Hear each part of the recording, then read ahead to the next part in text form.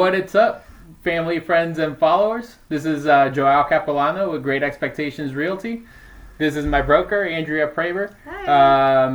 We have the privilege today of interviewing her. To those of you who know me, I am passionate about real estate investing. Absolutely love it. I talk your ears off about it all the time at the stations, at work, everywhere, just in general. So today I have the privilege of interviewing my broker who's got 15 years of experience in real estate. In those 15 years, she's also been a property manager, been working closely with investors for that whole entire time period. So she is a fantastic person to get more knowledge, to dive deep. We want to ask you questions about establishing about budgets and the different resources that go into investing in real estate, into having. Well, I think that's the key thing that you have to figure out first is your BRAT, your budget resources, any kind of abilities, and your time. Isn't that sad? I actually forgot what the A stood for a second, but all of those things, once you decide that you do want to get into real estate investing, figuring those 4 things out first is really going to pave the way as to how you handle it and who you hire and who you don't hire and what you do and what you don't do. It really sets the foundation for a smooth, or as smooth as possible in real estate investing, a smooth transaction, a smooth ride. Because it's always so dynamic. It is. It's a little crazy. So just out of curiosity, we started getting into real estate investing ourselves. It was a lot harder before. I would love to say that we had a whole slew of them. We've been doing it this whole time. But we started out, we both got our license right about the time of the bubble bursting. So we really had we just basically had to stick our claws in and just survive. We were in one of the hardest hit markets and one of the worst things to be doing at that time is to getting into real estate. Right. So we couldn't get all of the really great deals back in the day when it was, a house that's $200,000 now was going for like $30,000 or $40,000 then, and it was like fine. So we missed that opportunity, but there still are a lot of opportunities out there if you know where to look for houses and stuff. So figuring out what your budget is, we were actually just having this conversation last night, just figuring out where we want to go with the properties and what we're doing with them, and basically a timeline for that. And that's the key thing, is figure that stuff out first before you start looking for a property. Mm-hmm. Figure out your budget. I mean, what would you think is a pretty good budget to go with right now to buy a, cookie cutter 3-2 house?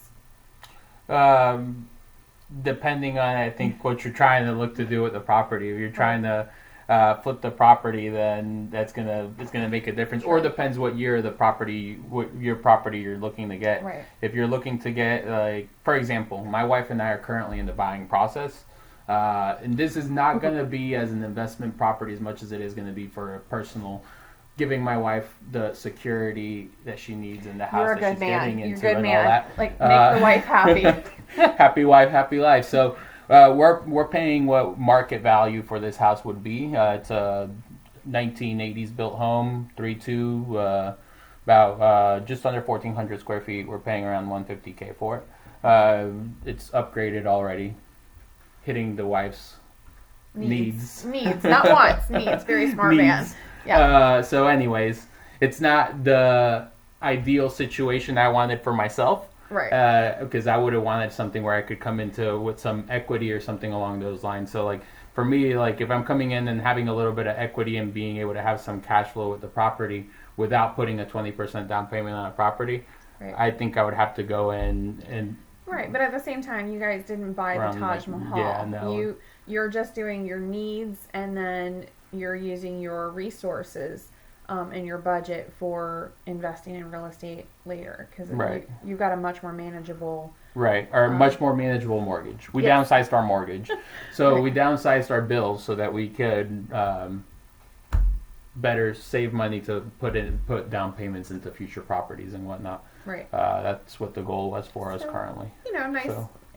You basically both got what you wanted. You get to start investing in real estate, and she gets a home that she's happy in and content Right. with and everything. Right. So that's great. That's actually very mature of both of you to do that. So a lot less fighting, I'm sure, going on with Yeah, those she's- kind of. We're both happy. Yeah. We're both happy. Very We're good both- idea. We compromise in a Yeah. good way. Compromise is definitely something that is, works with the marriage, because my husband and I, like I said, we were just sitting down and going over the budget and figuring out what we were doing and stuff for down the road, and that was one of the things, is we would like to add more houses in the portfolio later. We like buy and holds. I think you guys will probably see those things if you go on, what's that website, Bigger Pockets. Oh, Oh, love you gotta check 'em out. biggerpockets.com. Yeah. We'll put a link at the bottom of this video Yeah, so there that you you guys go. can check it out.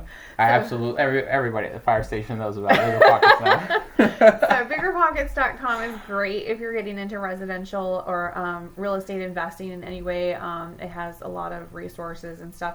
I mean, even as real estate agents and brokers and investors and stuff, we use that website and we look to see who's all in there and whatever. So that's Great really learning great. tool. It All is. all sorts of information about different methods of investing in real estate. Different ways different people have achieved their financial success through Yeah. it, which is what Some of we're those looking to do. here. stories definitely take with a grain of salt. I've read some of them and I'm like, I see what you did there. I wouldn't do that.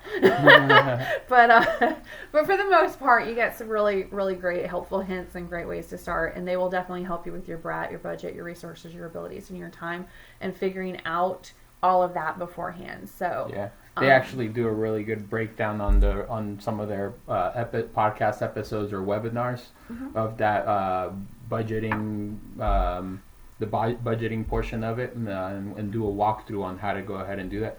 We should probably make a video on that. yeah, in the future we also. will. We'll do that We'll later. do that.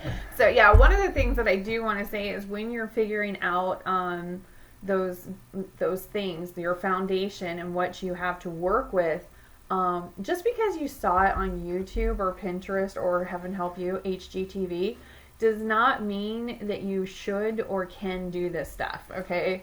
She jumped ahead to the answer. Okay, just saying, because we're talking about what other people have done and their resources and stuff and their helpful hints. I cannot tell you how many foreclosures I've seen over the years where you walk in and you're like, oh, somebody was really watching HGTV.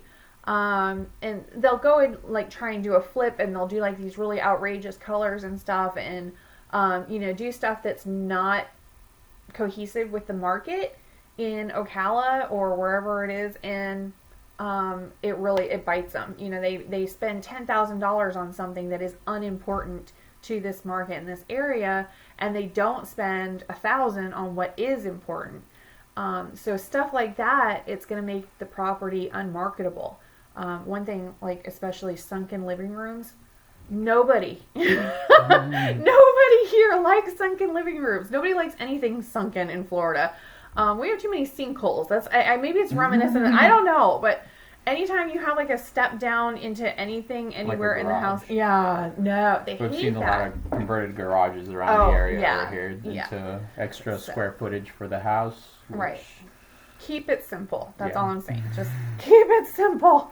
And if you're not sure, go look at other open houses and stuff. Go ask a realtor to take you around and show you some houses around the area or the price range that you want to sell at. And then you can really see what people are offering and what's the basic, Yeah, layout. you can also ask them to look for just comparable properties to send in terms of look at stuff that looks like it's sold after having been remodeled, as well as properties that have not been remodeled and what they're going for, just to get a little price range Right. idea of what they're going for. Just pick a neighborhood and just look at both sets of properties within that neighborhood. Right, because that's going to help with the budget. I mean, if you're thinking to put, $30,000 into a house that's only going to be worth $20,000 worth of upgrades, you're basically setting yourself up to lose $10,000. Don't do that. It's a bad plan. It's like an investor is not special. So, yeah. So, a question for you: When would you say the right time to start doing the repair? So you've already let's say you've gone through and figured out what budget you're looking at. All right, before that, let's talk about maybe some of the different budgeting items that you would have to take into account.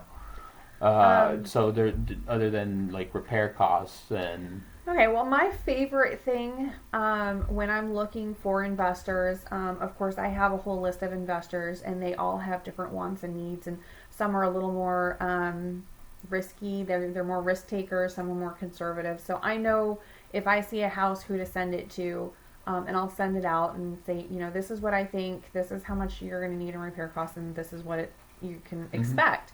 And as my investors will tell you, I'm pretty darn close at this point. But one of the things that I absolutely love is when a house has really good bones. I know the air. I know it's sad, but that's what it's called. It's where the house is horribly ugly. It hasn't had the carpet changed in 50 years, but the roof has been redone. The well has been redone. The windows have been upgraded. All of the water heater, the air conditioner, major everything, stuff. the major stuff is all done. It's a good, solid, well-maintained home. It's just not aesthetically pleasing. That's the gold mine right there. Because then you don't have to do, the general contractors, you don't have to do the permits, and it's just flooring, it's some paint or, flooring and paint. Yeah, exactly. It's so easy to do something like that, and it's not really expensive to do that. And then, some of the other things that I look at is if it's going to go into property management, tile the whole house. All the same tile. Don't get crazy. Don't do every room a different color so it all looks like puzzle pieces.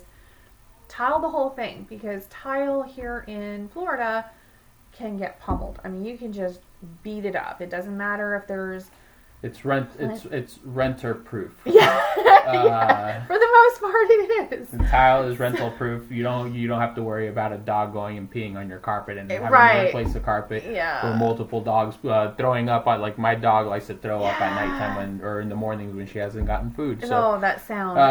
It'll wake you out of a dead sleep. Yeah. So you don't have to worry about all of that. You don't have to worry about charging the tenant for, cleaning the carpets and is there a stain. I mean, red Kool-Aid does not come out. I can tell you right now, it does not come out. Doesn't matter how much you try.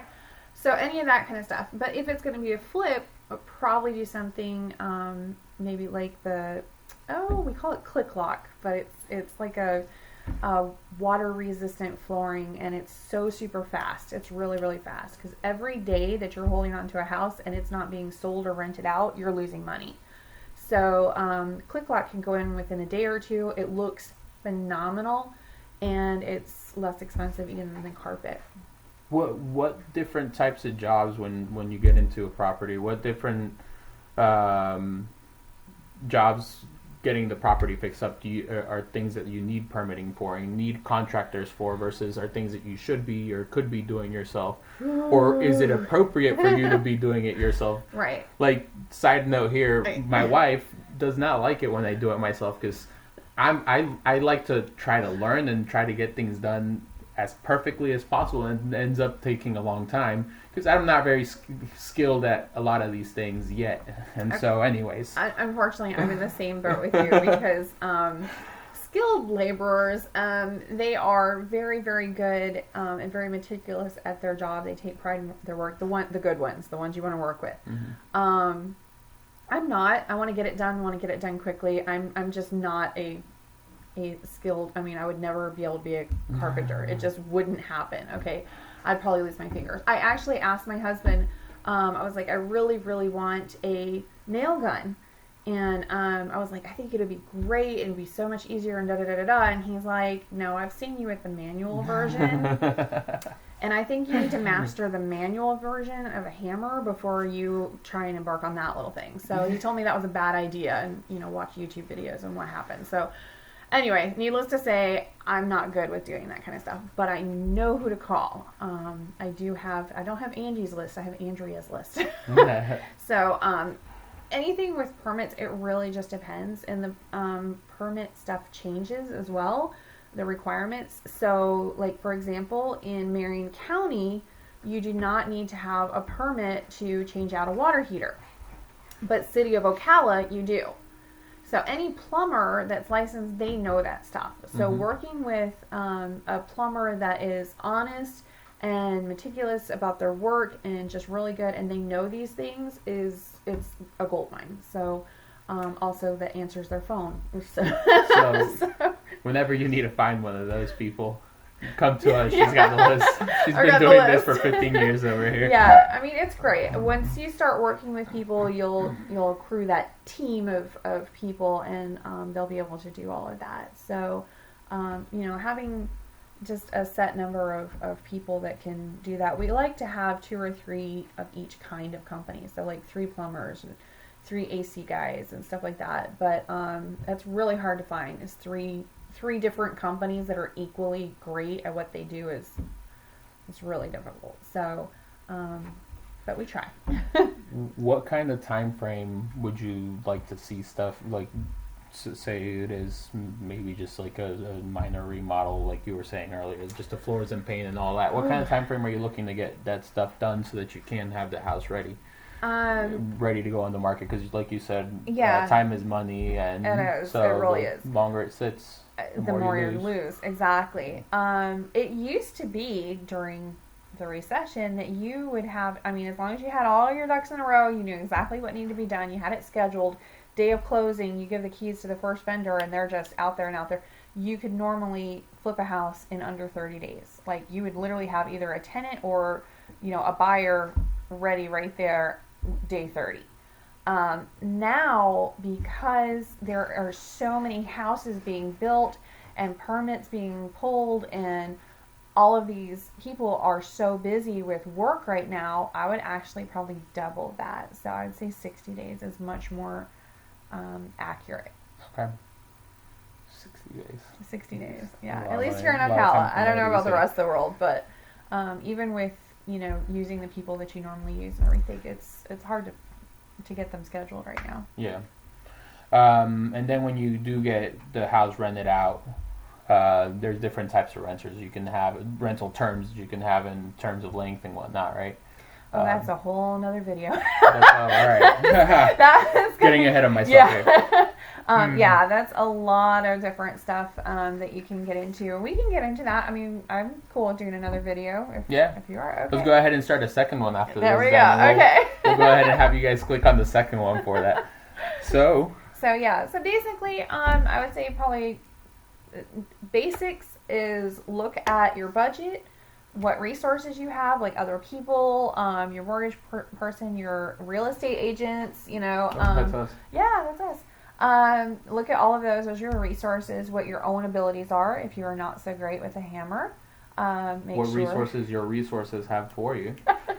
And your time. That's all basically your brat. Figure that out, and then you should be really great with real estate investing. All right. We're going to go ahead and sign out, guys. Y'all have a blessed day. Thank you guys for watching. Go ahead and click the subscribe button. Go ahead and shoot us a like if you like this video, and you'll get to see a little bit more of us. Absolutely. You have a blessed day. Bye. Bye.